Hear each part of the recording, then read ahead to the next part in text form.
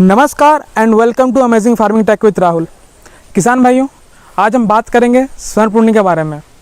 Pruning दो बार होती है, एक बार हम करते हैं विंटर प्रूनिंग और एक होती है समर प्रूनिंग। अगर समर प्रूनिंग हमारी अगर हम बोलेंगे कि अगर घर बना रहे तो नींव है, अगर तो विंटर प्रूनिंग हमारी क्या है, वो जो प्लास्टर करते हैं हम, बस वो प्लास्टर रहता है। लेकिन हमारी जो नींव है वो है आपकी समर प्रूनिंग। तो हम जानेंगे कि समर प्रूनिंग हम कैसे करेंगे। उससे पहले हम ये जानेंगे कि समर प्रूनिंग हम क्यों करेंगे, तभी आपको इसकी जो महत्व है इसके बारे में पता चल पाएगा कि समर प्रूनिंग हम लोग क्यों करते हैं। तो अगर सबसे पहला कारण की बात करें तो सबसे पहला कारण है कि हम जो पौधा है इसकी ग्रोथ को हम लोग रोकते हैं। अगर हम रोकना बोल रहे हैं तो ये एक सही वर्ड नहीं है, ठीक है। इसको हम बोलेंगे कि इसके ग्रोथ को हम कंट्रोल कर रहे हैं, क्योंकि अभी तक आप देख रहे हैं ये पौधा जो ग्रो कर रहा है इसका कोई डायरेक्शन नहीं है, मतलब ये किसी भी डायरेक्शन में ग्रो कर रहा है। लेकिन हमको इसको प्रोडक्टिविटी में लाना है, तभी हम इसको जो हम अच्छी फ्रूटिंग है वो ले सकते हैं। अगर इसके हम प्रोडक्टिविटी में नहीं ला पाते हैं तो हमारे कुछ फ़ायदा नहीं है। ये सिर्फ हम लकड़ी पैदा कर रहे होंगे, ना कि हम फ्रूट्स ले पाएंगे अगले साल। अभी का जो समर प्रूनिंग है इसका महत्व आप इस बात समझ सकते हैं कि अभी का समर प्रूनिंग ये हमारा जो अगले साल जितनी हम प्रोडक्शन लेंगे ये उसको तय करेगा। तो समर प्रूनिंग बहुत ज़्यादा महत्वपूर्ण होती है। तो सबसे पहला मुख्य कारण तो ये है कि हम इसकी जो ग्रोथ है उसको प्रोडक्टिविटी में लाते हैं, ना कि सिंपल में इसके वुड पैदा कर रहे होते हैं। लकड़ी नहीं पैदा करना है हमको सेब लेना है, ठीक है। सबसे पहला कारण है इसको ग्रोथ को कंट्रोल करना, ना कि इसके ग्रोथ को रोकना, क्योंकि ग्रोथ रोक देने से तो पौधा कुछ भी प्रोडक्टिविटी आएगा ही नहीं। तो हम लोग ग्रोथ को इसको कंट्रोल करेंगे। और दूसरा कारण है कैनोपी मैनेजमेंट।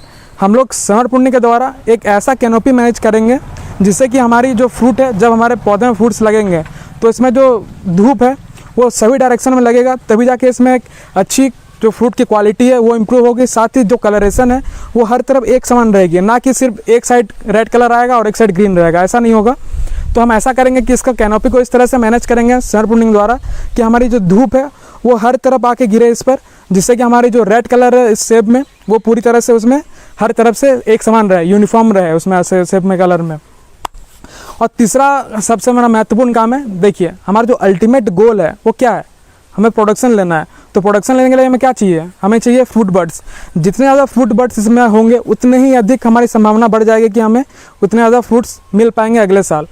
तो तीसरा हमारा यही कारण है कि क्योंकि हमारा अल्टीमेट गोल ही है प्रोडक्शन को इंक्रीज़ करना, तो हम तीसरा जो समर प्रूनिंग का टेक्निक है उसके द्वारा हम बर्ड्स का निर्माण करेंगे, ताकि इसमें बर्ड्स पूरी तरह से इसमें भरती रहे और हमारी सेब से लदा रहे हर एक टहनी।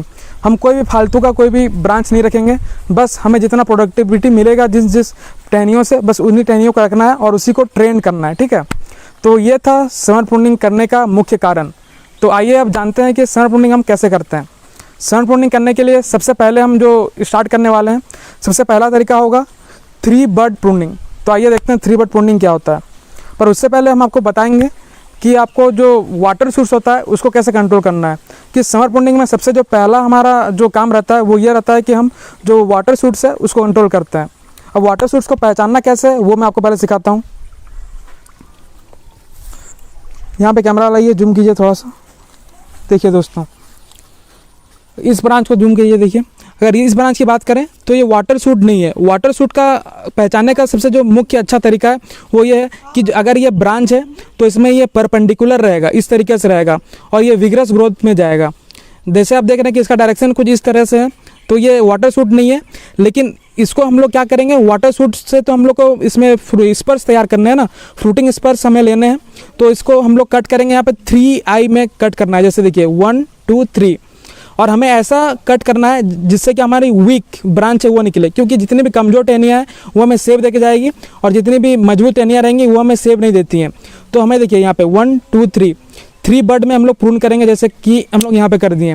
तो इसका बाद होगा क्या कि जैसे देखिए यहाँ पे जो है ये एरिया हमारे फ्रूटिंग स्पर्श या जो स्पर्श बोलते हैं या फिर फ्रूट बड बोलते हैं, तो यहाँ पे फ्रूट बड यहाँ पे बनने लगेंगे और ये हमारा फ्रूटिंग का एरिया तैयार हो जाएगा। वैसे ही आप देख रहे हैं ये भी वाटर स्प्राउट नहीं है, ठीक है, वाटर स्प्राउट नहीं है, लेकिन हमें इसको भी 3 बर्ड आई में हम लोग इसको प्रून कर देंगे। 1 2 3। देखिए सबसे अच्छा है, देखिए जब नीचे तरफ उसका जो बर्ड रहता है उसकी जो आंखें रहती है वो नीचे तरफ रहती है तो बहुत अच्छी होती है, क्योंकि देखिए यहाँ से जब फुटाव निकलेगा तो ये बहुत ही कमज़ोर टहनी होगी और ये बीमा बन जाएगा, ठीक है। यहाँ से तो बीमा बनेगा ही, लेकिन यहाँ से बीमा बनेगा। लेकिन यहाँ पे अगर हम देखें तो यहाँ पे जब हो सकता है कि इसमें बीमा ना बने, यहाँ से जो अगर फुटाव निकलता है हो सकता है कि यहाँ से बीमा नहीं बनेगा। अगर बीमा नहीं बनेगा तो अगर देखेंगे कि हम लोग इसका विग्रस ग्रोथ ले रहा है तो हम इसको पिंचिंग कर देंगे, ठीक है। पिंचिंग कर देंगे तो फिर से उसका जो ग्रोथ है वो कंट्रोल हो जाएगा और वहाँ पे फिर से बीमा तैयार हो जाएगा।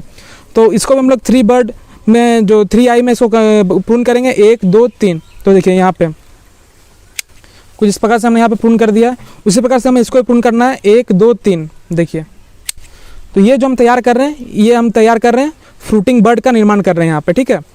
तो यहाँ पे आप देख रहे हैं कि ऑलरेडी यहाँ पे फ्रूटिंग स्पर्स जो है बने हुए हैं, तो ये हमारा काफ़ी अच्छा ब्रांच है। अब इसको भी देखिए, इसको भी प्रून करना है हमें। तो देखिए यहाँ पे 1 2 3 हमें चेष्टा करनी है कि जो नीचे में जो आई है उसकी तरफ कर दें, क्योंकि यहाँ से जब भी ब्रांच का फुटाव होगा तो ये हमेशा वीक ब्रांच होगा, ठीक है। तो यहाँ से हमें ज़्यादा चांस होगा कि यहाँ से फ्रूटिंग स्पर्स या फ्रूट बर्ड का निर्माण होगा, ना कि कोई टहनी का निर्माण होगा, ठीक है। तो यहाँ पे देखते हैं, अब यहाँ पे भी हम लोग नीचे में डालते हैं। देखिए यहाँ पे 1 2 3, तो यहाँ पे हम लोग इसको प्रून कर देंगे। तो यहाँ पे और कोई बचा नहीं है वैसा, ठीक है। तो ये तो था दोस्तों हमारा पहला तरीका। अब आपको बताएंगे कि दूसरा तरीका क्या है समर प्रूनिंग का। तो दोस्तों अभी हम बात करेंगे रिंग कट के बारे में, कि रिंग में आपको कहाँ कट करना चाहिए समर प्रूनिंग में। तो ये देखिए यहाँ पे हमारा रिंग बना हुआ है। देखिए यहाँ से देखिए ये पिछले 12 साल की ग्रोथ है और यहाँ से देखिए रिंग बना हुआ है, आप देख पा रहे हैं। रिंग में आपको कैसे कट करना है मैं आपको बताता हूँ पहले। अगर रिंग के पीछे अगर यहाँ पे आई है, देख रहे हैं, देखिए ये एक आई है, ये एक आई है, बहुत सारे आईज है, ठीक है। अगर रिंग के पीछे आईज बहुत सारे हैं तो आप इसको रिंग के बीचों बीच कट कर सकते हैं, ठीक है। तो इससे आपकी ग्रोथ कंट्रोल हो जाएगी। लेकिन अगर रिंग के पीछे आईज नहीं है तो आपको थोड़ा सा रिंग के यहाँ ऊपर कट करना है, ठीक है। क्योंकि हमारे यहाँ रिंग के नीचे बहुत सारे आईज हैं, तो हम इसको यहाँ कट कर यहाँ बीच में कट करेंगे। किससे क्या होगा कि यहाँ पे पूरे फ्रूट बर्ड्स का निर्माण हो जाएगा, ठीक है। लेकिन अगर आपके जो रिंग बना हुआ है, ये रिंग है, आप अच्छा से देख रहे हैं, यहाँ पे रिंग के पीछे अगर यहाँ पे आईज नहीं रहते तो हम इसे रिंग से थोड़ा सा ऊपर कट करते हैं इस जगह पर, ठीक है। ताकि क्या होता है कि यहाँ से फ्रूट बर्ड्स का निर्माण हो जाता है। तो क्योंकि हमारे यहाँ पर पीछे में बहुत सारे आईज हैं तो हम इसको बीचों बीच यहाँ पे कट करेंगे। तो इस प्रकार से अभी देखिए क्या होगा कि यहाँ पे जितने सारे भी आईज हैं ये ब्रेक हो जाएंगे और यहाँ से फ्रूटिंग बर्ड्स का जो है निर्माण होना शुरू हो जाएगा। तो दोस्तों ये सबसे था 2 महत्वपूर्ण। हमारा तीसरा महत्वपूर्ण समर प्रूनिंग ट्रिक है कि हम जो सेल्फ मैनेजेबल फ्रूट बर्ड होते हैं उसको मेंटेन करेंगे कैसे। सबसे पहले इसको पहचानेंगे कैसे कि ये सेल्फ मैनेजेबल फ्रूट बर्ड है। तो दोस्तों इसका पहचानने का तरीका यही है कि ये थोड़ा सा आगे ग्रोथ लेकर के रुक जाता है। जैसा कि आप देख पा रहे हैं, ये जो फ्रूट बर्ड होता है, जो एक्चुअल फ्रूट बर्ड होता है, उसे थोड़ा सा ज़्यादा ग्रोथ लेता है लेकिन वह फिर ये रुक जाता है। तो इससे में दिक्कत क्या आती है कि ये जो मेन टहनी होती है, जो मेन ब्रांच होती है, उससे काफ़ी दूर सेब लगता है। तो हमें इससे थोड़ी सी जो क्वालिटी है उसमें कमी देखने को मिल जाती है। हालांकि ये फ्रूट बर्ड है, इसमें भी सेब लगेगा लेकिन थोड़ा सा क्वालिटी में कम होगा। तो हमको करना यह है कि जो ये सेल्फ मैनेजेबल फ्रूट बर्ड्स होते हैं इनकी भी समर में ही प्रूनिंग करनी पड़ती है, ताकि हम अभी अगर सही समय में इसको प्रूनिंग कर देते हैं तब इसमें फ्रूट बर्ड्स का निर्माण हो जाता है और वो जो मेन ब्रांच होता है उसके सामने फ्रूट बर्ड्स का निर्माण होता है, जिससे कि हमें अच्छी क्वालिटी का सेब मिल पाता है। तो ये जो सेल्फ मैनेजेबल फ्रूट बर्ड्स आपने देखा, ये जो आप देख रहे हैं, इसको अभी हम लोग 3 आई में ही प्रून कर देंगे। जिससे क्या होगा कि हमारे ये तो एक तो पहले बात तो ये वीक ब्रांच तो है ही, तो इसमें कोई जो स्ट्रांग ब्रांच है वो निकलेगा नहीं। जितना भी इसमें फुटाव होगा, आँख का फुटाव होगा, उसमें से ये फ्रूट बर्ड का ही निर्माण कर पाएगा। तो दोस्तों ये था हमारा तीसरा सबसे महत्वपूर्ण समर प्रूनिंग ट्रिक कि आपको जो सेल्फ मैनेजेबल फ्रूट बर्ड होता है उसको ही प्रून करना होता है। समर प्रूनिंग अभी तक कंप्लीट नहीं हुआ है, ऐसा इसलिए मैं कह रहा हूँ क्योंकि अभी तक आपने देखा कि समर प्रूनिंग कहाँ किया जाता है, हमने आपको ये बताया। लेकिन आपको जब तक ये मालूम नहीं रहेगा कि समर प्रूनिंग कहाँ नहीं किया जाता है और अगर आपने वहाँ भी समर प्रूनिंग कर दिया तब आपको इसके अच्छे परिणाम नहीं आएंगे। तो आइए जानते हैं कि समर प्रूनिंग हमें कहाँ कहाँ नहीं करना चाहिए, तभी हम एक एक्चुअल जो एक्यूरेट समर प्रूनिंग है वो कर सकेंगे और हमारे उसके एक्यूरेट रिजल्ट आ पाएंगे। आप इस फोटो को अच्छे से देखें, हमने इसमें नंबरिंग की हुई है। जहाँ पे आप देख रहे हैं 1 नंबर, 2 नंबर और 3 नंबर लिखा हुआ है, ये उन ब्रांच को दर्शा रहा है जो कि जिसे कि लेटरल ब्रांच कहा जाता है। दोस्तों अगर आपके नए प्लांट हैं और आप नए प्लांट में समर प्रूनिंग कर रहे हैं, मान लेते हैं कि आपका 1-2 साल का प्लांट है, तो उसमें आपको ये ध्यान रखना है कि जो लेटरल ब्रांच है इसको हेडबैक नहीं देना है, मतलब इसको टॉप पर कट नहीं करना है, ठीक है। लेटरल ब्रांच को हेडबैक तभी दिया जाता है जब हमें उसकी रिन्यूइंग करनी होती है, मतलब जब ये हमारा वुड जो है बहुत पुराना हो जाता है और इसमें लगभग काफ़ी सारे जो फ्रूट बर्ड्स है उसका निर्माण हो चुका होता है और हम बहुत सारे सेब उसे ले चुके होते हैं। तो जब हमें एक नया टहनी की ज़रूरत पड़ती है, नया लेटरल ब्रांच की ज़रूरत पड़ती है ताकि उसमें हमारी जो सेब है वो लग सके, तभी हम इसको लेटरल ब्रांच को कट करते हैं, जिससे कि हमारा नया ब्रांच निकलता है और उसमें हम फिर से ट्रेनिंग द्वारा फ्रूट बर्ड्स का निर्माण कर लेते हैं। साथ ही समर प्रूनिंग में जो ये समय है उसका बहुत बड़ा रोल होता है। अगर आप जल्दी समर प्रूनिंग कर लेते हैं तो आपको उसका कुछ फ़ायदा नज़र नहीं आ पाएगा, क्योंकि आप समर प्रूनिंग जल्दी कीजिएगा तो जिसको आप फ्रूट बर्ड के लिए आप कट करते हैं, प्रून करते हैं, वो सारे फ्रूट बर्ड बनने के बदले आपके ग्रोथ में चल जाएगा। तो सबसे महत्वपूर्ण बात होता है कि आप समर प्रूनिंग कब कर रहे हैं।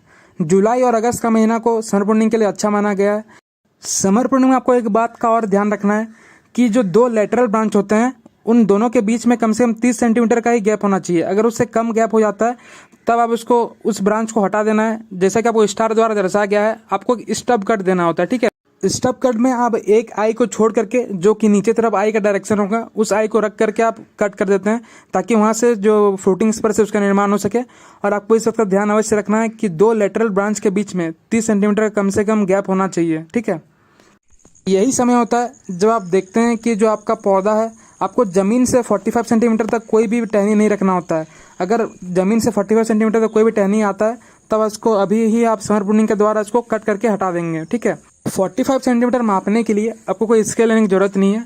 आप अपने घुटना को मिला लीजिए। घुटना तक जितने भी ब्रांच होते हैं उसके घुटना के नीचे जितने भी टहनियाँ निकली हुई रहेंगी उसको आप सभी को हटा देना है, ठीक है। तो आपको स्केल से मापने की कोई ज़रूरत नहीं है। आप अपने घुटना तक जितने भी ब्रांच रहेगा उसको हटा देना है।